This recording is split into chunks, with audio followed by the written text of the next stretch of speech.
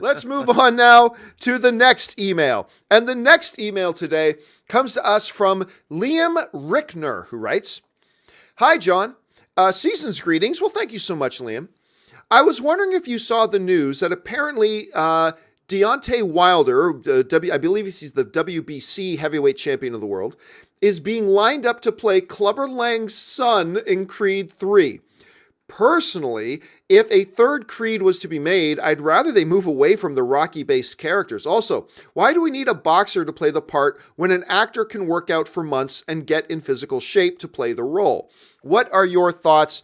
Thanks for a great show." All right, thanks a lot for the email, Liam. And what Liam is talking about here is recently Sylvester Stallone kind of got cornered into a quick impromptu interview, and they were talking about stuff. And Wilder, who just defended his heavyweight championship against Fury and went to a split decision and was a draw, great fight. But they were talking to Stallone about it, and Stallone was like, "Yeah, I could see this guy as Clubber Lang's son." And, Stallone is the head big cheese and big boss of all things Rocky universe. And they're talking about that. I'll say this. You guys know me. I want actors in movies. I don't want singers in movies. I don't want these people in movies, whatever. But that being said, there are roles you can have in movies that do not require a lot of acting. There are roles you can put in movies that don't require a lot of acting. So that's why, when you had, who plays Drago again? Who plays Drago? Dolph Lundgren. Dolph Lundgren. That's why did I freeze on Dolph's name? Who I just saw as a king in Aquaman. But that's why you could have a Dolph Lundgren playing Ivan Drago. There wasn't a lot of acting to be done. That's why you could get a Florian to play Drago's son. He's not an actor, he's a fighter, but there wasn't a lot of acting required. But one of the biggest pieces of acting in these Rocky movies is you got to make the boxing look legit. And that's years. That's years of training to do that. And they did a very good job with Michael B. Jordan. So if you've got a role in a movie that requires just a small amount of acting, and a good director should be able to coach a few lines out of somebody, but they're going to be required when they're on screen to make boxing look really believable, and that's what they're doing for 80% of the time they're on the screen, then I'm okay. I'm okay with not getting a legit actor and going and getting a boxer. But again, it all depends on how much actual acting you want that character to do. Now, as far as the whole Clubber Lang son thing, man, I got to agree with you. You just pulled the whole shtick of a former opponent's son. You just did that with Creed 2. And you did it well. You did it very well. It had great effect. Absolutely it did. But come on, really? You just did Drago's son. Now you're going to do Clubber Lang's son? The shtick is just a little bit too much of a shtick for me. It's time to move on from that. Robert, you hear about this sort of story. Number one, what do you think about them getting a boxer to play a role like that? But then number two, specifically the whole idea about a Creed 3 maybe having, a Clubber Lang's son as your antagonist. Well, first, I think you hit the nail on the head. When you're making these movies, the boxing is basically the action of the film. The same way, the car chase might be cool in To Live and Die in L.A., or the bank robbery and the subsequent gunfight in a movie like Heat is one of the highlights of those movies. The fights are the highlights of the Rocky films. And you need to sell the authenticity of those fights. And having a real fighter as an opponent goes a very long way into establishing that kind of authenticity. And that's what we want. I mean, Ryan Coogler was able to have those really long takes in the first Creed because he had people, and then Michael B. Jordan had done the work. He had done the training. And so did Stallone for the first Rocky and all the subsequent Rocky films. So that, and I agree with you.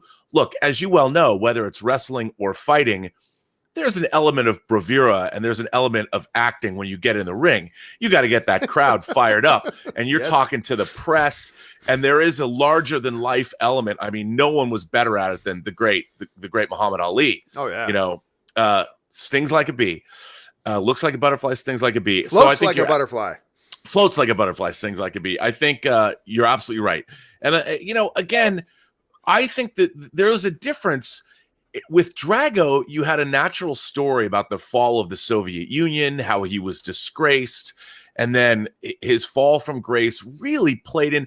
They really made Rocky IV a much better movie in hindsight through Creed II by adding to that story, showing what his son was like, and it really encapsulated what it must have been like to live in the former Soviet Union after the wall fell, and how everybody had to come to grips with a country had to come to grips with what is their identity now? Who are they as people, and what's important to them? And that fathers and sons are just as important in the former Soviet Union as they are anywhere else. And the fact that Adonis didn't have a father. I mean, there's so many interesting things that played into that film. And I think that playing that again, Clubber Lang, the great thing about Rocky III is it's so larger than life. Clubber Lang was larger than life. You know, you had Hulk Hogan, who was incredibly larger than life in that the film. The ultimate male versus the ultimate meatball. Yeah, which line. was great. And then Clubber Lang, you know, what do you predict for this fight? Pain. I mean, it was so larger than life that to try and play that beat again, I think is wrong. And I think it would be really interesting that if you know, let's move forward. Let's do a third Creed film and have Michael B. Jordan meet somebody that's of his generation, that's new to the franchise, that gives us something. I mean, wouldn't it be interesting if they introduce a character that's as equally sympathetic as Michael B. Jordan, that you like almost just as much, more importantly, that Michael Jordan likes just as much? Right. And he has to fight him, you know, and he has to take him down. What if he went the other direction and he has to fight his great friend? You know, the same way that Apollo Creed and Rocky became friends, but they were always sort of frenemies. By Rocky IV, they're friends, but you know, it would be interesting to go a different way, a modern take. I mean, harking back to the old Rocky films, they've done that with Rocky himself. Now they've done it with Drago. Let's see something new.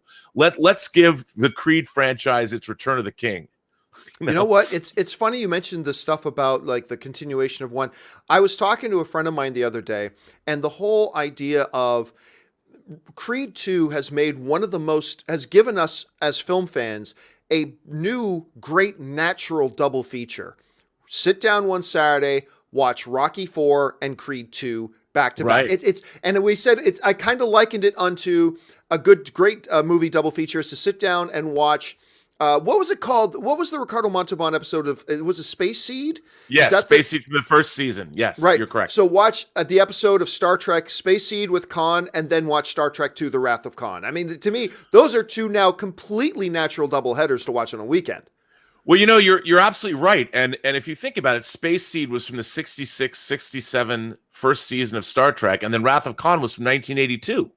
I'll tell you another along those lines. One of my favorite double features of all time is The Hustler and The Color of Money. Yes. Paul Newman plays Fast Eddie Felson, you know, in both of those movies. And a lot of people don't know that The Color of Money is a sequel to The Hustler. And The Hustler, you know, with Jackie Gleason and Paul Newman, is one of the great. I mean, I consider pool a sport, and it's, you know, like the Rocky films. I mean, and yes, The Hustler's in black and white, and The Color of Money is in color, and The Color of Money has Tom Cruise. But really interesting character study. The same way you see these characters sort of fall from grace, and then there's the real time, years if not decades, between these movies, and it's so cool when they do sequels like that. And I'm expecting Top Gun to Top Gun Maverick to be the same kind of thing. Well, let's see if Top Gun Maverick's any good, but thank you for bringing up The Color of Money, because I haven't watched that in a while. That's a great movie. I enjoy Color of Money a great deal. So good. All right, let's move on now to the